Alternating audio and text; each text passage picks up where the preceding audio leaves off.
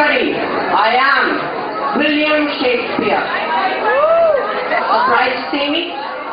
I have come here especially to address all of you, to communicate with the youth of today.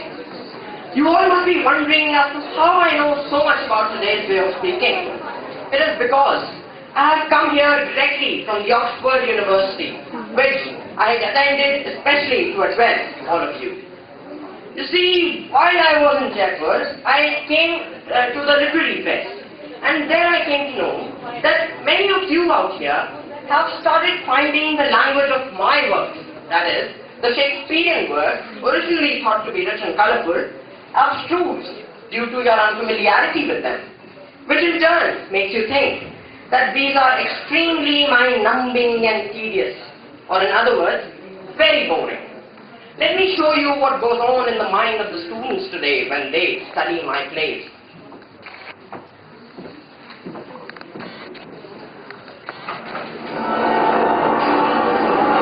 This is a student of today who is haunted by the ghost of literature and wants to escape the fear of it.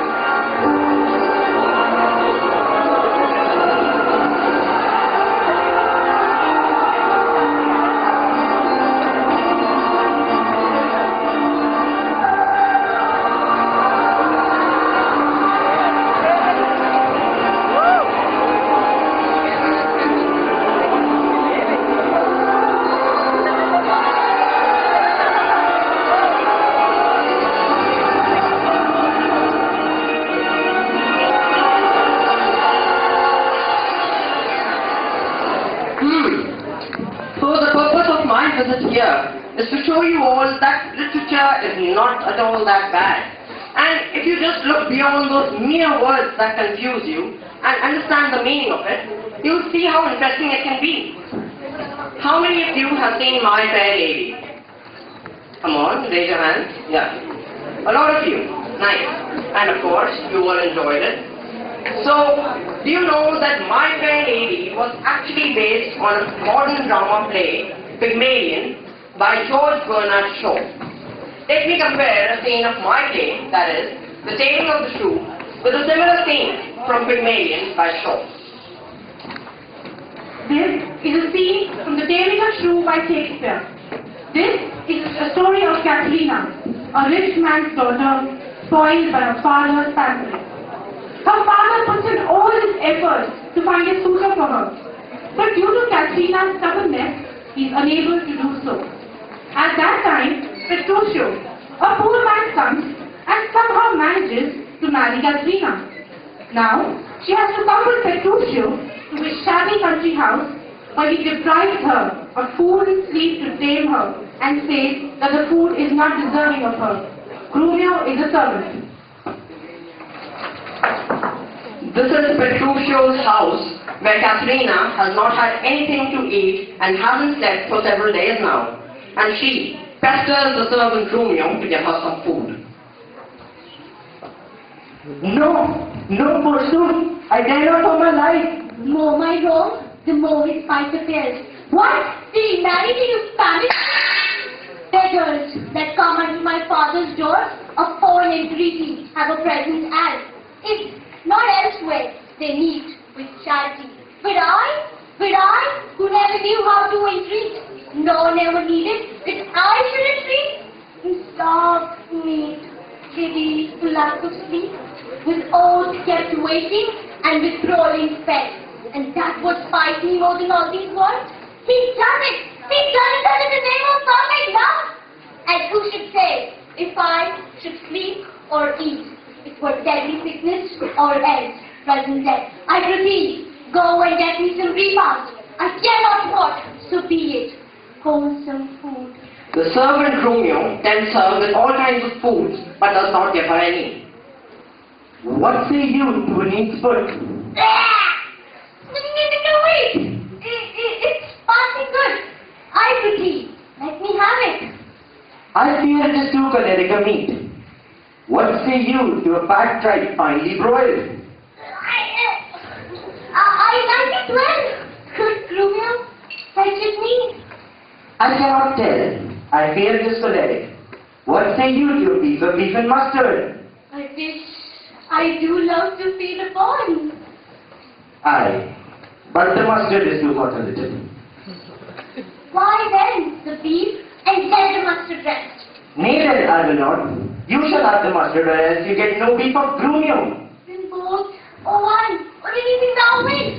Why then the mustard without the beef? Go get thee God, you false deluded snake, that speaketh thee with the very name of meat, sorrow in you and all back of thee, that triumph upon my misery, go get thee God and slay.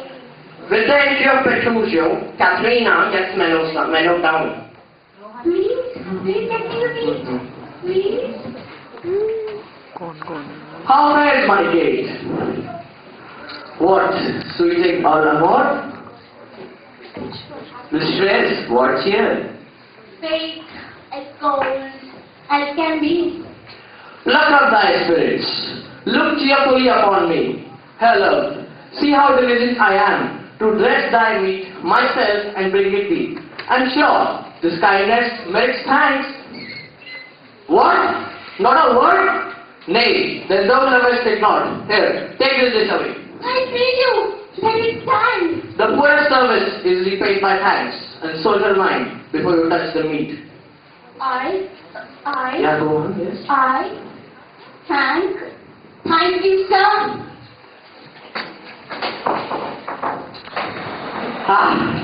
I still remember the time when the taming of the shrew had just been finished, and all the contrary now. I'm so sorry. So, how was it? Nice? I don't reckon many of us actually understood what was going on. But I'm sure most of you must have got, as you say, a hang of what was going on. Let us have the scene from Pygmalion, which will help you grasp the meaning of this play. Hi, Shakespeare. Hello, good lady. This is a scene from Pygmalion. This is a scene. This is a scene from Pygmalion by George Bernard Shaw. In this scene, Eliza, a fly girl, is being taught manners, etiquette, and ways of talking by Professor Higgins, a professor of phonetics, to win a bet. Colonel Pickering is the author of spoken Sanskrit and remains a mere spectator in the scene. This is Professor Higgins' house, where he is trying to tame Eliza from a sharp-tongued and ill-tempered girl to a obedient one. I know it's difficult, Miss Doolittle, but try to understand. No use explaining, Pickering. As a military man, you ought to know that. Drilling is what she needs. Much better leave her, or she'll be turning to you for sympathy. All right, if you insist. But have a little patience with her, Higgins. Of course. Say A. You ain't got no heart. You ain't. A. I. A.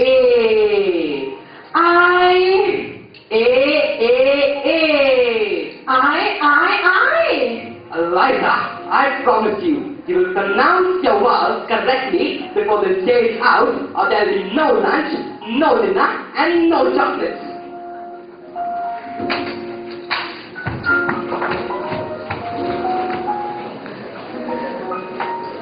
It is the following day, and Higgins is trying to teach Eliza articulation.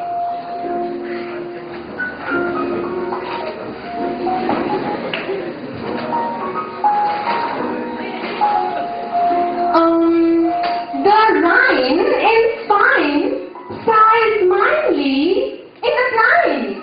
The rain in Spain stays mainly in the plain. Oh, didn't I sigh that? No, Eliza, you didn't sigh that. You didn't even say that. Every night before you get into bed, where you used to say a prayer, I want you to repeat, the rain in Spain stays mainly in the plain. 50 times.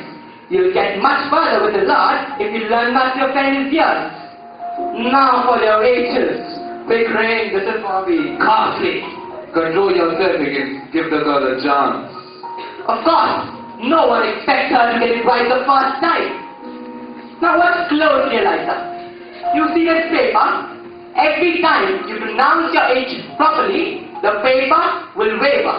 And every time you drop your H, the paper will remain stationary. This is how you will know you get it correctly. In time, your ear will hear the difference. Now listen carefully. In Hereford and Hampshire, hurricanes hardly ever happen. And repeat that after me. In Hereford and Hampshire, hurricanes hardly ever happen. In Hereford and Hampshire, hurricanes hardly ever happen. No. Have you no ear at all, girls? Should I do it over? No. Please no. We must start from the very beginning. Do this. Ha, ha, ha, ha. Ha, ha, ha, ha. Go on. Ha. That's the same thing all through in India, Pickering. The peculiar habit of not only dropping a letter, like the letter H, but also using it where it shouldn't be. Like ever instead of ever. You'll notice some of the Slavic peoples, when they are learning English, they have a tendency to do that with their G's. They say linja instead of linger, and then they turn around and say finger instead of finger. I wonder why that's so. I must look it up. Go on.